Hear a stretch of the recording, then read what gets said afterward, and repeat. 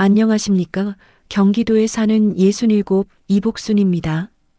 오늘 여러분께 제 이야기를 들려드리려고 합니다. 긴 이야기가 될 텐데요. 끝까지 들어주신다면 감사하겠습니다. 돌이켜보면 저는 평생을 남을 위해 살았습니다. 20살에 시집와서 지금까지 단 하루도 제 자신을 위해 산 적이 없었어요. 항상 남편을 위해서, 자식들을 위해서였죠. 그것이 어머니의 도리이고 아내의 본분이라고 믿으며 살아왔습니다. 신혼 때는 정말 가난했어요. 남편과 저는 그 당시 중학교도 제대로 못 나온 부부였어요. 그저 열심히 사는 것밖에는 몰랐습니다. 남편은 성실했지만 변변한 직장이 없었고, 저는 새벽부터 밤늦게까지 남의 집 청소며 빨래를 해주며 푼돈을 벌었습니다. 하루 세끼 제대로 먹기도 힘든 시절이었지만 그래도 마음만큼은 부자였어요. 처자의 태호가 태어났을 때의 기쁨은 지금도 생생해요. 아들이니까 더욱 귀했죠.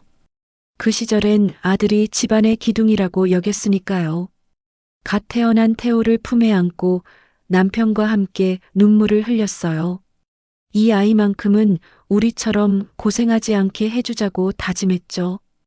2년 후에 딸 수진이도 태어났어요. 예쁜 딸이었지만 솔직히 말하면 아들에게 더 많은 정성을 쏟았어요. 그 시대 어머니들이 다 그랬듯이 말이에요. 지금 생각해보면 수진이에게는 정말 미안한 일이지만요. 가난해도 아이들만큼은 다른 집 아이들처럼 키우고 싶었어요. 저는 새 옷 한 번 사본 적 없이 늘 남의 옷을 얻어 입으면서도 아이들만큼은 깨끗하고 단정한 옷을 입혔어요. 그리고 아무리 형편이 어려워도 아이들 밥상만큼은 부족함 없이 차리려고 했어요. 그것이 어머니의 사랑이라고 생각했거든요. 남편과 저는 정말 악착같이 일했어요. 남편은 낮에는 공사장에서 막노동을 하고 밤에는 공장 경비를 섰어요. 저는 새벽 4시부터 일어나 남의 집 청소를 하고 오후에는 공장에서 부품 조립 일을 했어요. 손가락이 다 부르터지고 허리가 끊어질 것 같아도 쉴 수 없었어요. 여름에는 뜨거운 공장에서 일하다가 쓰러지기도 했고요.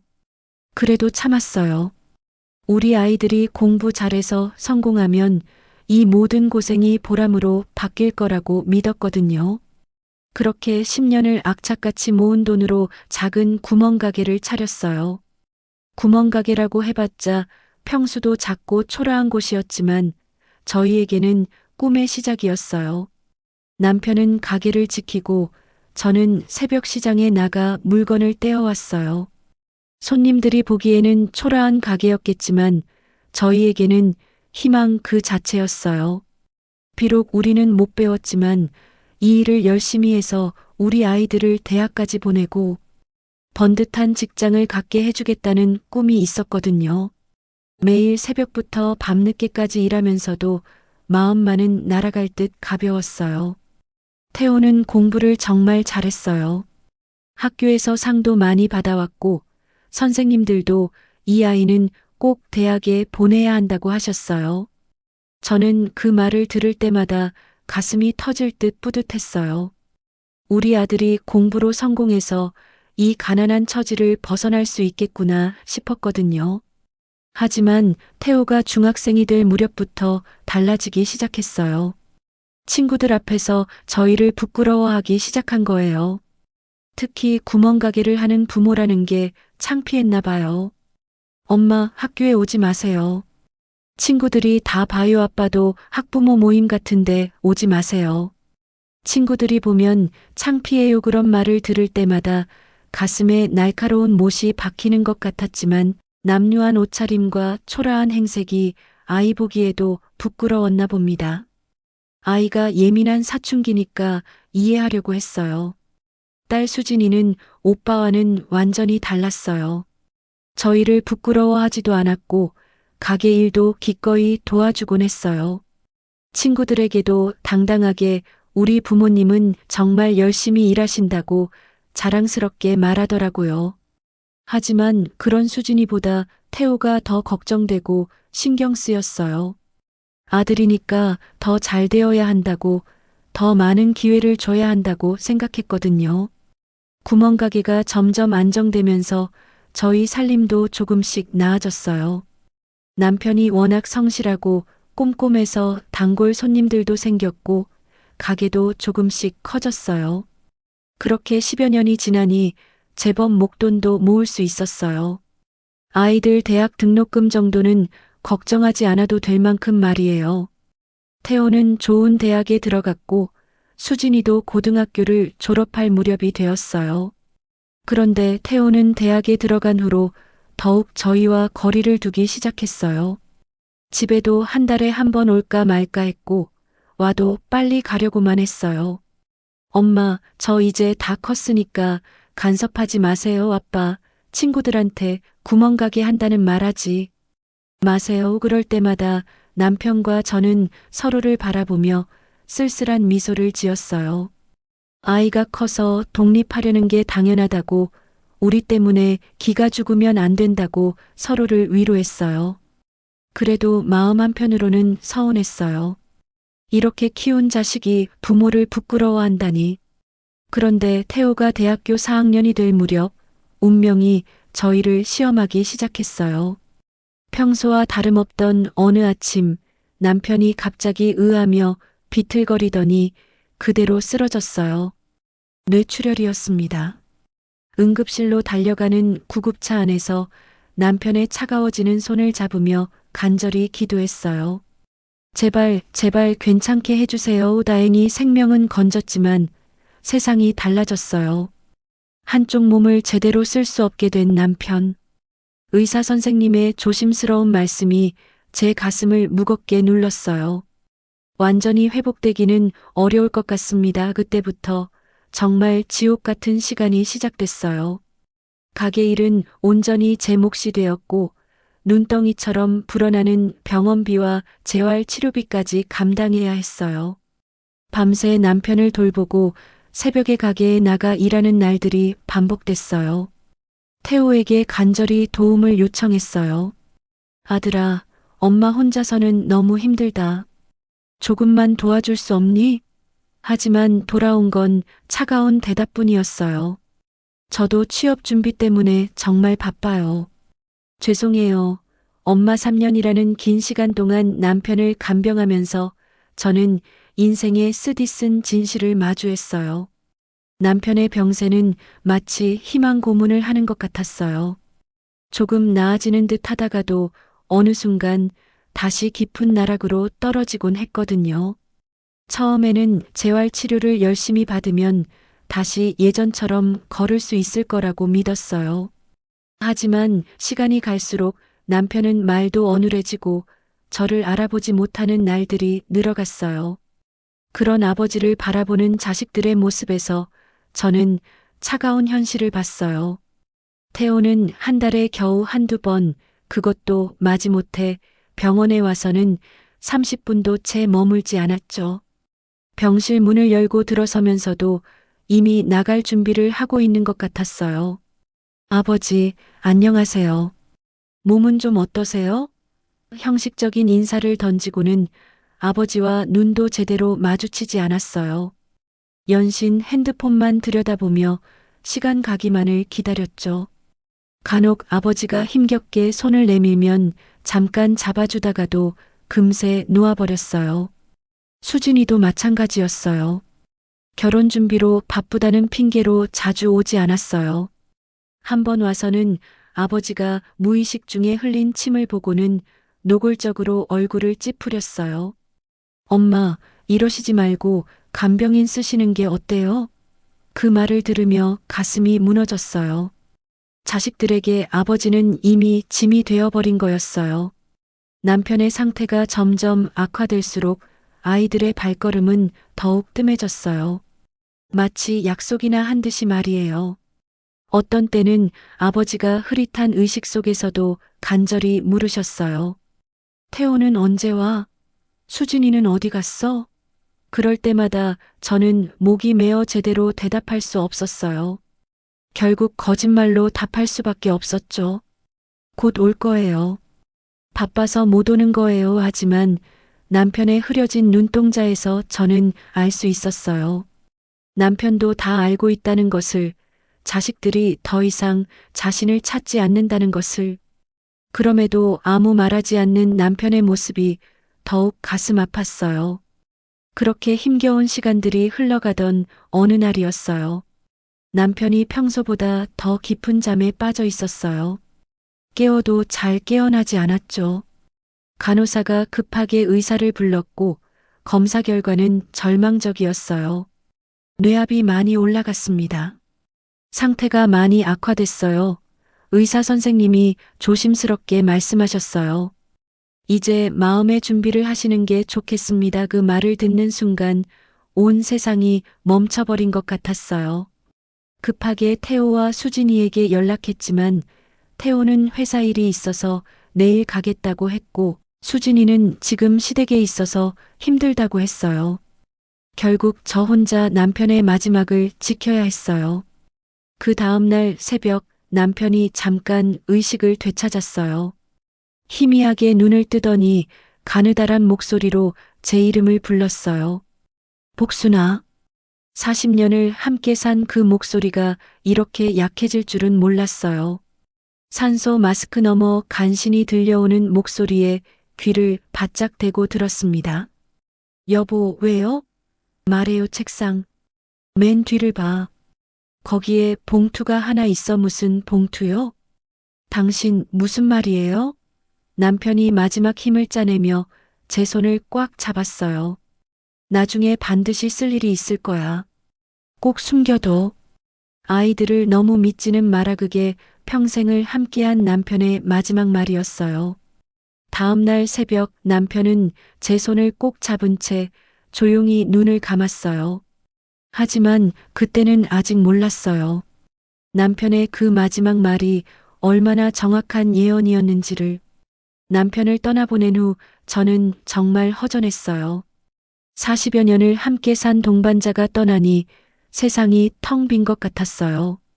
가게도 혼자서는 제대로 할 수 없어서 문을 닫을 수밖에 없었고요. 그래도 남편이 남긴 말이 계속 마음에 걸렸어요. 왜 그런 말을 했을까? 무슨 뜻일까? 남편이 세상을 떠난 후 오랜 병원비 때문에 돈을 많이 썼지만 그래도 남편이 모아둔 돈이 남아 있어서 당분간은 살아갈 수 있었어요. 남편이 얼마나 알뜰하게 모았던지. 하지만 마음은 갈수록 공허해졌어요. 자식들은 아버지가 돌아가신 후에도 연락이 뜸했어요. 일주일에 한 번, 그것도 안부 인사 정도가 전부였죠. 그러던 중 태호가 결혼한다는 소식을 전해왔어요. 드디어 며느리를 보게 되는구나 싶어 기대가 컸어요.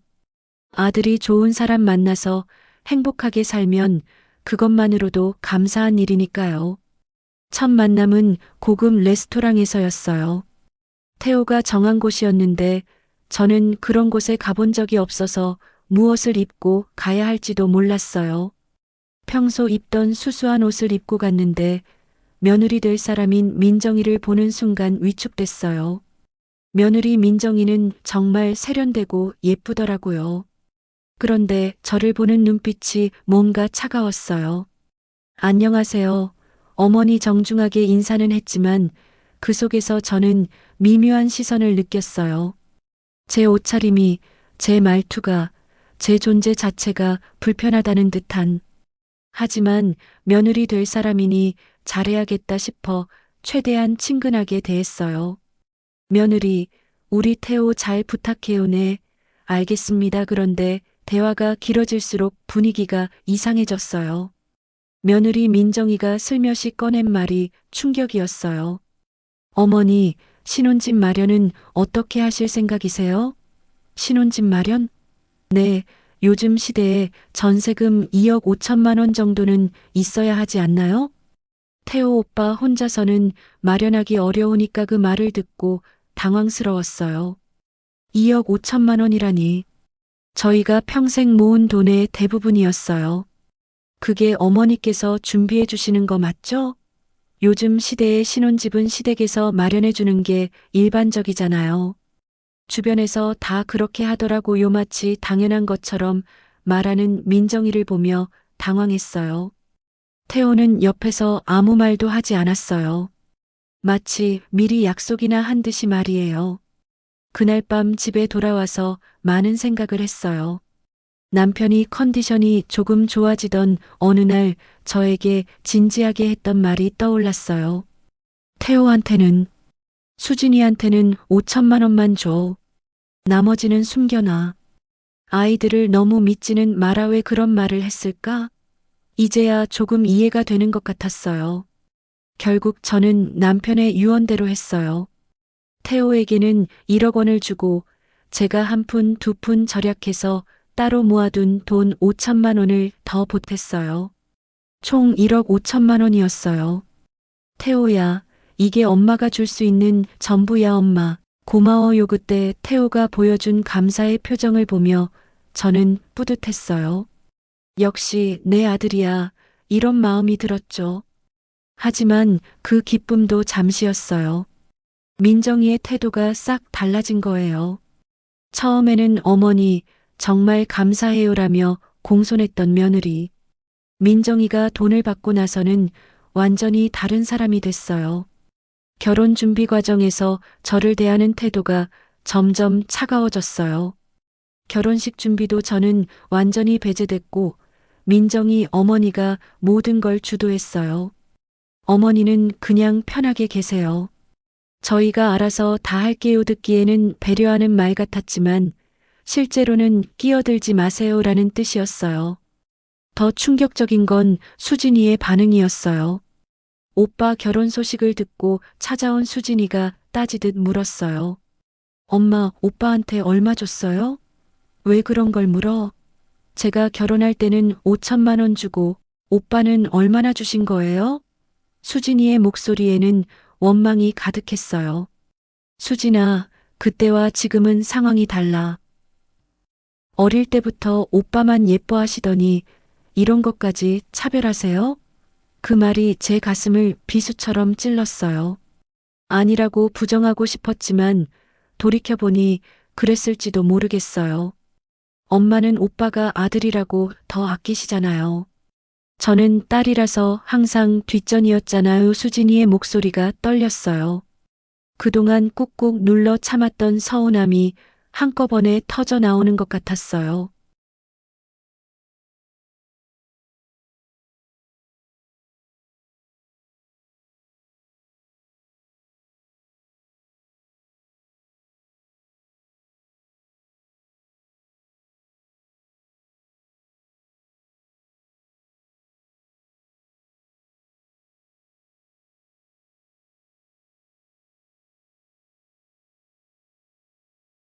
태호가 결혼하고 나서는 아들 집 한번 가보지 못했어요. 항상 바쁘다는 핑계였어요. 엄마, 저희 아직 신혼이라서 다음에 시간 되실 때 연락드릴게요. 한 달, 두 달이 지나도 연락은 오지 않았어요. 제가 먼저 전화하면 며느리 민정이가 받았어요. 어머니, 태호는 회사에 갔어요. 아직 안 들어왔어요. 항상 그런 식이었어요. 마치 저를 피하는 것 같았어요. 그러다 어느 날 며느리의 진짜 속마음을 알게 됐어요. 우연히 태호가 전화 받는 소리를 들었거든요. 엄마 전화가 또 왔다고? 이번에는 뭐라고 해? 그냥 바쁘다고 해. 솔직히 부담스러워. 맞아. 우리가 뭔가 해드려야 할 것 같고. 근데 솔직히 이제는 돈도 없으시잖아. 그 대화를 듣는 순간 온몸에 전기가 흐르는 것 같았어요. 내가 자식들에게 짐이 됐구나. 부담스러운 존재가 됐구나. 그로부터 1년 후 태호에게 아들이 태어났어요. 손자가 생긴다는 소식에 얼마나 기뻤는지 몰라요. 드디어 할머니가 되는구나 싶어서요. 돌잔치는 큰 호텔 뷔페에서 열렸어요. 저는 손자를 위해 정성껏 준비했어요. 비싸지는 않지만 마음을 담아 선물도 준비하고 제일 좋은 옷을 입고 갔어요. 그런데 그날이 제 인생에서 가장 치욕스러운 날이 됐어요. 호텔에 도착해 보니 며느리 민정이 친정 식구들이 먼저 와 있었어요. 모두 말끔하게 차려입고 있었는데 저만 유독 초라해 보였어요. 며느리 민정이는 저를 보더니 대놓고 수군거렸어요. 아, 저분이 시어머니구나. 생각보다 더 촌스럽네. 그 말을 듣고도 참았어요. 손자 돌잔치인데 분위기를 망칠 수는 없잖아요. 하지만 더 큰 모욕이 기다리고 있었어요. 음식을 가져오려고 뷔페 코너로 가던 중에 며느리가 친구들에게 하는 말이 귀에 들어왔어요. 시어머니가 좀 그래. 옷차림도 그렇고 말투도 그렇고 정말 부끄러워 죽겠어. 그 순간 머리가 멍해졌어요. 가져오려던 접시를 놓칠 뻔했고 손끝까지 떨렸어요. 그래도 참고 있었는데 며느리 민정이가 제게 직접 한 말이 결정타였어요. 어머니, 이런 곳에 오시면 조금 멋지게 차려입으시는 게 좋겠어요. 정말 창피해요. 그 순간 40년간 쌓아온 인내심이 무너졌어요. 민정아, 그게 어른한테 할 말이야? 어머니 때문에 손자 돌잔치에서 우리가 얼마나 부끄러운지 아세요? 태호야, 엄마가 그렇게 창피하니? 저는 간절히 아들을 바라봤어요. 엄마 편을 들어달라는 눈빛으로. 하지만 태호의 대답은 더욱 충격적이었어요. 어머니, 분위기 파악 좀 하세요. 정말 창피해요. 태호야, 엄마가 그렇게 창피하니? 엄마, 우리 이제 각자 인생 살아요. 엄마는 어떻게 살라는 거니? 태호야. 그 순간 67년 동안 자식만을 위해 살아온 제 모든 것이 한순간에 무너져 내렸습니다. 그날 밤 집에 돌아온 저는 정말 죽고 싶었어요.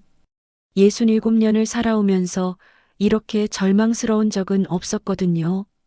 평생 사랑했던 자식들에게 우리 이제 각자 인생 살아요라는 말을 들었을 때의 그 참혹함을 경험해보지 않으신 분들은 모르실 거예요. 거울 앞에 선 제 모습이 초라하게 느껴졌어요. 정말 그들 말대로 세련되지 못한 늙은 여자일 뿐이었을까요? 남은 돈도 없고 교양도 없고 자식들에게 짐이 되는 존재일 뿐이었을까요? 그런데 문득 남편의 마지막 말이 떠올랐어요. 아이들을 너무 믿지는 마라. 그때는 무슨 뜻인지 몰랐는데 이제야 남편이 왜 그런 말을 했는지 알 것 같았어요. 혹시 남편이 이미 자식들의 속마음을 알고 있었던 걸까요? 그날 밤 저는 처음으로 남편의 책상 서랍 맨 뒤쪽을 뒤져봤어요. 결혼 후 40년 동안 한 번도 건드려 보지 않았던 남편만의 공간이었거든요. 서랍 맨 뒤쪽에서 두꺼운 봉투 하나를 발견했어요. 봉투 겉면에는 남편의 흔적이 묻어 있는 글씨로 이렇게 적혀 있었어요. 복순이에게 꼭 필요할 때 열어보시오. 손이 떨렸어요. 남편이 대체 무엇을 숨겨놓았던 걸까요? 봉투를 열어보니 통장 여러 개와 증권, 그리고 남편의 편지 한 통이 들어 있었어요. 통장들을 하나하나 확인해 보는데 믿을 수 없었어요. 정기예금 통장, 주식, 심지어 신탁까지. 그리고 도장이 여러 개 찍힌 유언장도 있었어요. 남편이 대부분의 재산을 제 명의로 만들어 놓았고 아이들 몰래 신탁도 설정해 놨더라고요. 남편이 가게를 하면서 벌어들인 돈을 아껴 모으고 또 투자에 모아둔 돈이 무려 12억이 넘었어요. 더 놀라운 건 남편의 편지였어요. 떨리는 손으로 편지를 펼쳤어요. 여보, 이 편지를 읽고 있다면 내가 먼저 세상을 떠났다는 뜻이겠지. 미안해. 살아생전에 말하지 못했던 이야기를 이렇게 편지로 남겨. 우리가 평생 모은 돈이 이렇게 많다는 걸 왜 숨겨뒀는지 궁금하겠지. 사실 나는 오래전부터 아이들을 지켜봤어.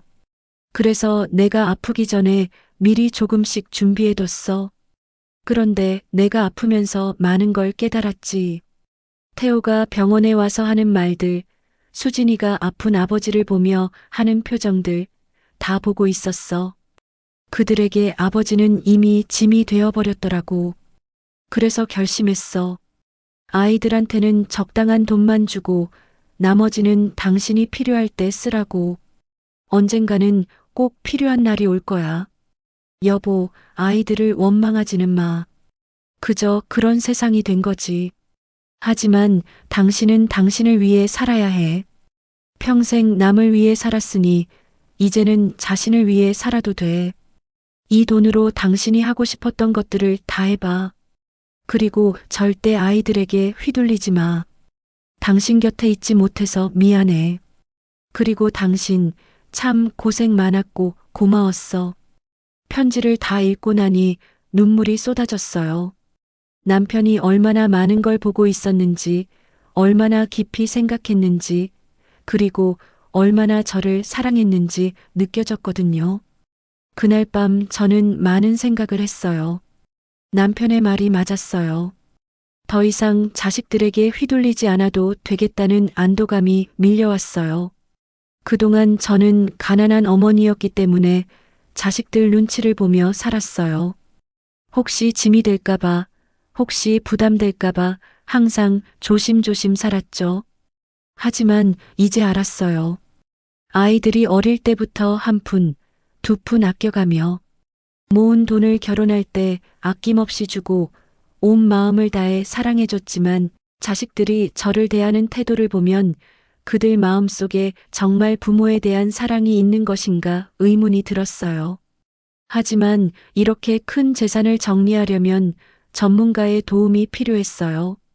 상속세 문제도 있고 각종 절차도 복잡했거든요. 며칠 후 법무사 사무실을 찾아갔어요. 남편이 남긴 재산을 어떻게 정리해야 할지 자문을 구하기 위해서였죠. 그런데 법무사 사무실에서 뜻밖의 사람을 만났어요. 태호 고등학교 동창인 준혁이었어요. 그도 상속 문제로 왔다가 저를 본 거였죠. 어머니, 여기서 뵙다니. 어떻게 오셨어요? 아, 준혁아. 그냥 볼 일이 있어서. 혹시 상속 관련 일이신가요? 아버님이 돌아가신 후 정리할 게 있으신가 봐요. 그때 제가 당황해서 대답을 제대로 못했어요. 준혁이 그런 저를 보고 이상하게 생각했나 봐요.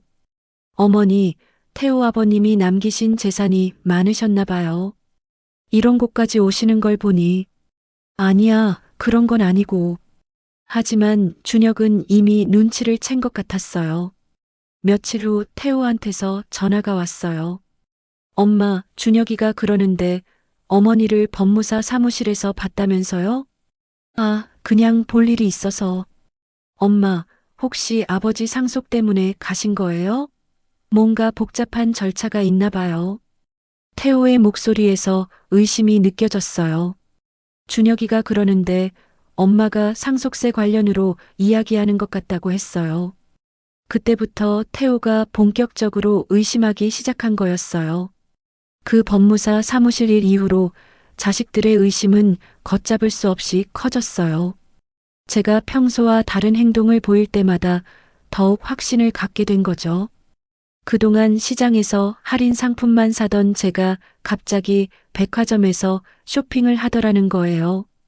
67년을 살면서 백화점에서 제 옷을 사본 적이 한 번도 없었는데 이번 기회에 한 번쯤은 그런 곳에서 옷을 골라보고 싶었어요. 근처에 사는 아는 사람이 며느리한테 말했나 봐요. 그런데 더 놀라운 건 수진이의 반응이었어요.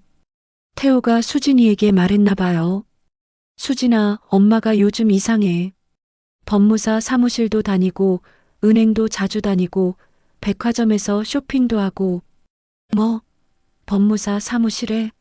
그럼 아버지가 우리가 생각한 것보다 많은 돈을 남겨두셨나 봐. 그날 저녁 수진이가 급하게 찾아왔어요. 표정이 심상치 않았어요. 엄마, 예전과 달리 돈을 많이 쓰시는데 그게 어디서 나온 건가요? 수진아, 갑자기 무슨 말이야? 오빠 말을 들어보니 엄마가 백화점에서 쇼핑도 하시고 심지어 법무사까지 찾아가신다면서요? 평소와 너무 다르잖아요. 수진이의 목소리에는 의욕이 담겨 있었어요. 엄마, 솔직히 말씀해 주세요. 아버지가 저희 몰래 재산을 남겨두신 거 맞죠? 엄마, 저도 아버지 딸이에요.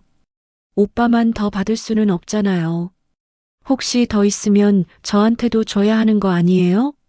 그 순간 정말 허탈했어요.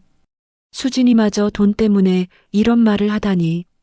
그동안 제가 태호만 편애했다고 서운해했던 수진이가 결국 따져보니 돈에 대한 욕심은 똑같았던 거예요.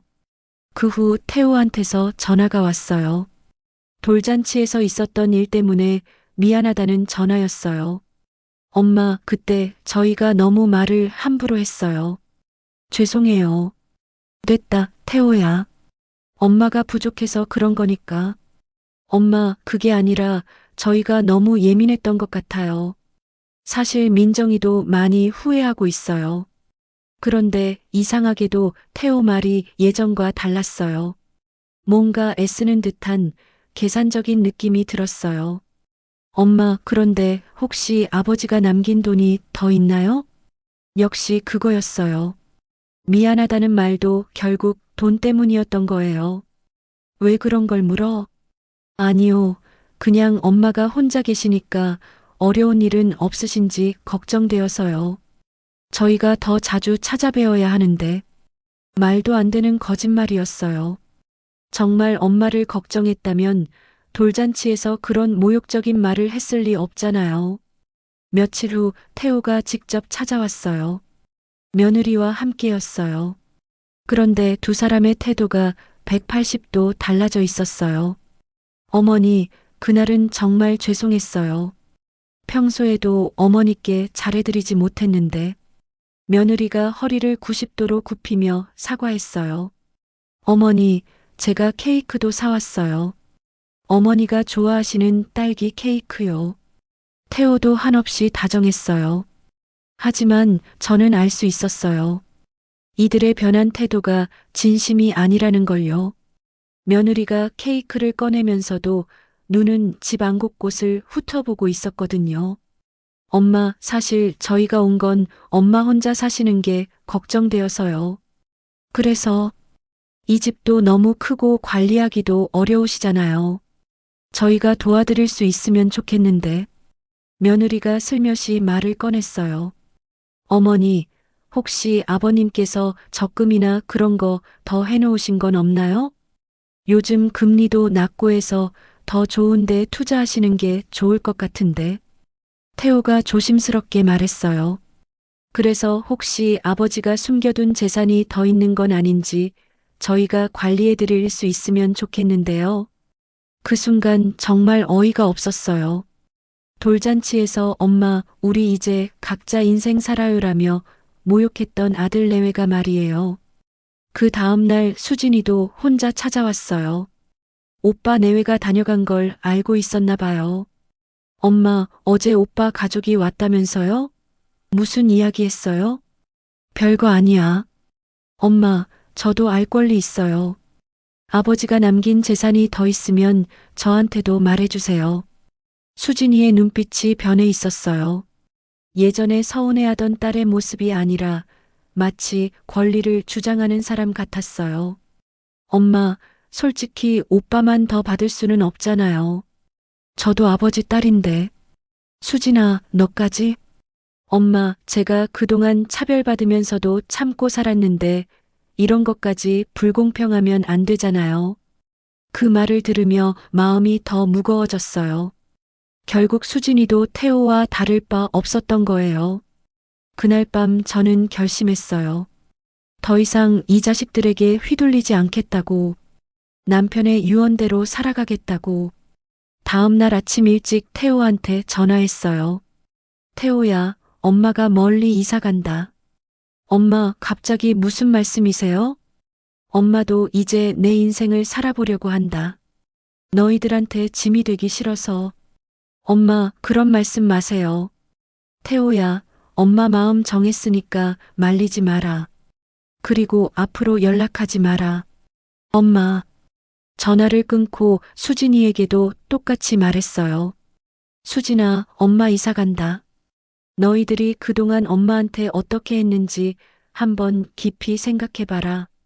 너희가 자식으로서 어떻게 해야 하는지 스스로 깨달을 때까지 시간이 필요할 것 같다. 그동안 너희들 어린 시절에 제대로 해주지 못해서 늘 미안해하며 살았어. 돈이 없어서 좋은 것도 못 해주고 부끄러운 부모라고 생각하면서 항상 죄인처럼 살았단다. 수진이의 눈에서 눈물이 흘렀어요. 그런데 이제야 깨달았어. 가난하다고 해서 부모가 자식에게 죄인이 되는 건 아니라는 걸. 엄마도 존중받을 권리가 있고 당당하게 살 권리가 있다는 걸 말이야. 엄마, 평생 너희들만 생각하고 살았는데 이제는 가난한 엄마가 아니라 그냥 이복순이라는 한 사람으로 살아보고 싶단다. 그리고 몇 달 후에 지금 살고 있는 집을 정리해서 팔았어요. 예전부터 늘 그리워했던 곳으로 돌아가기로 했거든요. 제가 시집 오기 전 20살까지 살았던 고향 강화도로 말이에요. 돌아가신 부모님이 계셨던 그 정든 동네에 작지만 아늑한 집을 마련했어요. 강화도로 가는 버스 안에서 창밖을 바라보며 많은 생각이 들었어요. 47년 만에 돌아가는 고향이었거든요. 시집 와서 한 번도 제 고향에서 살아본 적이 없었는데 이제야 돌아가게 되다니. 새로 산 아파트는 소박했지만 제게는 궁전 같았어요. 무엇보다 자식들 눈치를 보지 않아도 되는 곳이었거든요. 67세에 새로운 인생을 시작한다는 게 쉽지 않았지만 그렇게 무섭지도 않았어요. 오히려 설렜어요. 버스가 강화도에 도착했을 때 마치 어린 시절로 돌아간 것 같은 기분이었어요. 공기도 더 맑고 하늘도 더 높아 보였어요. 무엇보다 아무도 저를 누구의 엄마가 아닌 그냥 이복순으로 봐주는 곳이었거든요. 새로 산 아파트는 소박했지만 제게는 궁전 같았어요. 작은 베란다에서 바라보는 풍경도 예쁘고 무엇보다 자식들 눈치를 보지 않아도 되는 제만의 공간이었어요. 강화도에 정착하고 나서 저는 평생 해보고 싶었던 일들을 하나씩 시작했어요. 먼저 한글 공부를 시작했어요. 글을 제대로 배운 적이 없어서 늘 부끄러웠는데 이제야 당당하게 배울 수 있게 됐어요. 노인복지관에서 하는 한글 교실에 등록했더니 저처럼 배우고 싶어 하는 어르신들이 많더라고요. 복순 씨, 글씨 정말 잘 쓰시네요. 선생님이 칭찬해 주실 때마다 어린아이처럼 기뻤어요. 67세에 받는 첫 번째 칭찬이었거든요. 그리고 게이트볼도 배웠어요. 평생 운동이라곤 해본 적 없었는데 시원한 잔디밭에서 공을 치니까 마음까지 후련해졌어요. 함께 게이트볼을 치는 어르신들과도 친해졌고요. 복순 씨, 오늘 저녁에 우리 같이 식사 어때요? 좋아요. 이런 대화를 나눌 수 있다는 게 얼마나 행복한지 몰라요. 자식들과 함께 있을 때는 항상 눈치를 보느라 편하게 웃어본 적이 없었거든요. 하지만 예상대로 자식들이 찾아왔어요. 엄마, 왜 이렇게 멀리 오셨어요? 태호가 다급하게 말했어요. 엄마 혼자 이런 곳에서 사시면 어떻게 해요? 아프시면 누가 돌봐드려요? 수진이도 걱정스러운 표정으로 말했어요. 하지만 저는 이미 마음을 정했어요. 태호야, 수진아, 너희들이 정말 엄마를 걱정한다면 엄마의 선택을 존중해줘. 엄마, 저희가 잘못했어요. 아니야. 엄마는 이제 행복해. 여기서 새로운 친구들도 사귀고 하고 싶었던 일들도 하면서 살고 있어. 어머니, 그런데 혹시 아버지가 남긴 재산은 어떻게 하실 생각이세요? 역시 마지막까지도 관심은 돈이었어요. 그때 며느리가 조심스럽게 말했어요. 그 순간 가슴이 차갑게 식어내렸습니다. 정말 끝까지 돈이었구나. 그 돈은 엄마가 쓸 거야. 평생 남을 위해서만 살았으니까 이제는 나를 위해 써보고 싶어. 그리고 봉사도 하고 기부도 하면서 의미 있게 쓰고 싶고 엄마, 그래도 저희는 자식인데. 태호의 목소리에는 여전히 권리를 주장하는 톤이 섞여 있었어요. 자식이라고? 정말 자식다웠다면 엄마가 이렇게 떠날 일은 없었을 거야. 제 목소리가 떨렸어요. 67년을 살면서 이렇게 단호하게 말해본 적이 없었거든요. 엄마를 사랑한다면, 엄마의 행복을 원한다면, 엄마가 이 돈으로 하고 싶은 일 하는 걸 응원해줘야 하는 거. 아니니? 그게 진짜 자식이 할 일이야. 자식이면 부모가 행복하게 사는 걸 원해야지 부모의 재산만 계산할 게 아니라 부모님 마음을 헤아려야 하는 거 아니니? 난 너희들에게 최선을 다했다. 그 말에 두 자식 모두 할 말을 잃었어요.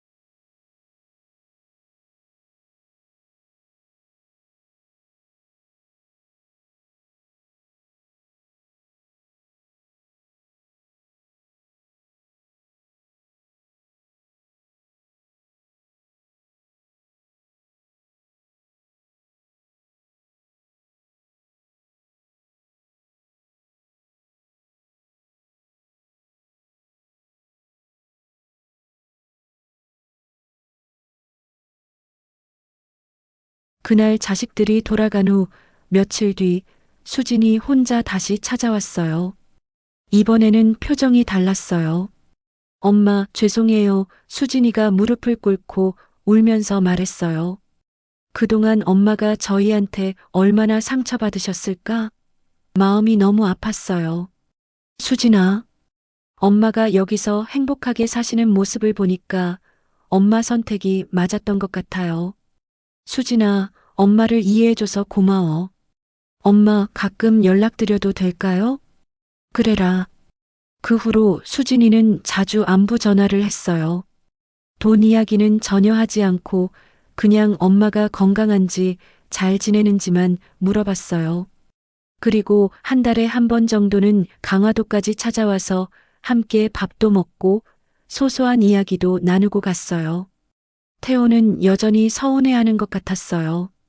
그 이후로는 더 이상 찾아오지 않았고 명절 때 간단한 안부 전화만 하는 정도였어요. 내 자식이지만 엄마의 마음을 이해하기까지는 조금 더 시간이 필요한 것 같았어요. 강화도에서 생활한 지 1년이 지났을 때 저는 새로운 기쁨을 발견했어요. 바로 나눔이었어요. 혼자 쓰기에는 너무 많은 돈이었거든요. 지역 독거노인 복지센터에 기부도 하고 어려운 이웃들을 도우는 일에도 참여했어요. 복순 할머니가 후원해 주셔서 홀로 사시는 어르신들이 든든하게 식사하실 수 있어요. 복지사 선생님이 고마워할 때마다 가슴이 뭉클했어요. 돈이 이렇게 의미 있게 쓰일 수 있구나 싶었어요. 그리고 제가 다니는 한글 교실에도 작은 도서관을 만들어 드렸어요. 저처럼 배우고 싶어 하는 어르신들이 책을 보며 공부할 수 있도록요. 어느 날 저녁 남편 사진 앞에 앉아 이야기했어요. 여보, 당신 말이 맞았어요. 정말 필요한 날이 왔네요. 당신이 숨겨둔 이 돈 덕분에 저는 정말 잘 지내고 있어요. 여보, 고마워요. 마지막까지 나를 지켜줘서. 67세에 찾은 이 자유가 얼마나 소중한지 매일매일 느끼고 있어요. 아침에 눈을 뜨면 오늘은 뭘 할까? 설레고 저녁에는 오늘 하루도 즐거웠다며 감사해요. 아무도 제게 엄마는 이래야 해, 어머니는 저래야 해라고 말하지 않거든요. 한글 공부도 계속하고 있고 게이트볼 실력도 늘었어요. 새로 사귄 친구들과 가끔 여행도 다녀요. 속초도 다녀왔고 전주도 다녀왔어요. 67년을 살면서 처음 해보는 일들이었어요. 가끔 옛날 생각이 날 때도 있어요. 자식들을 위해 모든 걸 희생했던 그 시절이요. 그때는 그게 당연한 줄 알았는데 이제 보니 희생만이 사랑의 전부는 아니더라고요. 진정한 사랑은 서로를 존중하는 거였어요. 여러분, 혹시 지금 저와 비슷한 상황에 계신 분들이 있다면 제 이야기가 조금이나마 도움이 되었으면 좋겠어요. 저는 67세에 새로운 인생을 시작했지만 여러분은 더 일찍 깨달으실 수 있을 거예요. 늦었다고 생각하지 마세요. 언제든지 새로운 시작은 가능하니까요. 지금도 저는 매일 아침 강화도 바닷가를 산책해요. 파도 소리를 들으며 걸다 보면 제가 정말 자유로워졌다는 걸 느껴요. 어제는 복지관에서 함께 공부하는 어르신들과 함께 박물관에 다녀왔어요. 제 인생에서 박물관에 가본 건 처음이었어요. 신기한 게 너무 많더라고요. 복순 씨, 요즘 정말 행복해 보여요. 그래요? 저도 그렇게 느껴져요. 나이가 들어서도 이렇게 행복할 수 있다는 걸 보여주셔서 고마워요. 그런 말을 들을 때마다 제 선택이 옳았다는 걸 확신하게 돼요. 다음 주에는 제주도 여행을 갈 예정이에요. 복지관에서 단체로 가는 건데 2, 3박 4일 일정이에요. 평생 제주도에 가보고 싶었는데 이제야 가게 됐어요. 남편도 살아생전에 나중에 우리 제주도 한번 가보자고 했었는데 바빠서 못 갔었어요. 이제라도 가니까 남편도 하늘에서 기뻐하실 것 같아요. 저는 지금 정말 행복합니다. 67년을 살아오면서 가장 행복한 시기예요. 자식들 눈치 안 보고 제가 하고 싶은 일 하면서 제가 만나고 싶은 사람들 만나면서 살고 있으니까요. 가끔 태호한테서 문자가 와요. 엄마 건강하세요? 짧은 문자지만 그래도 연락이 온다는 게 감사해요. 언젠가는 태호도 엄마 마음을 이해할 날이 오겠죠. 수진이는 지난주에도 다녀갔어요. 강화도 특산물도 사가고 제가 만든 음식도 맛있게 먹고 갔어요. 엄마, 정말 행복해 보여요. 저도 기뻐요라고 하더라고요. 그 말을 들으니 정말 기뻤어요. 적어도 수진이는 제 선택을 이해해 주는 것 같아서요. 여러분, 나이가 들었다고 해서, 자식이 있다고 해서 자신을 포기하지 마세요. 우리에게도 행복할 권리가 있어요. 존중받을 권리가 있어요. 저는 67세에 이걸 깨달았지만 여러분은 더 일찍 깨달으셨으면 좋겠어요. 긴 이야기 들어주셔서 정말 감사합니다.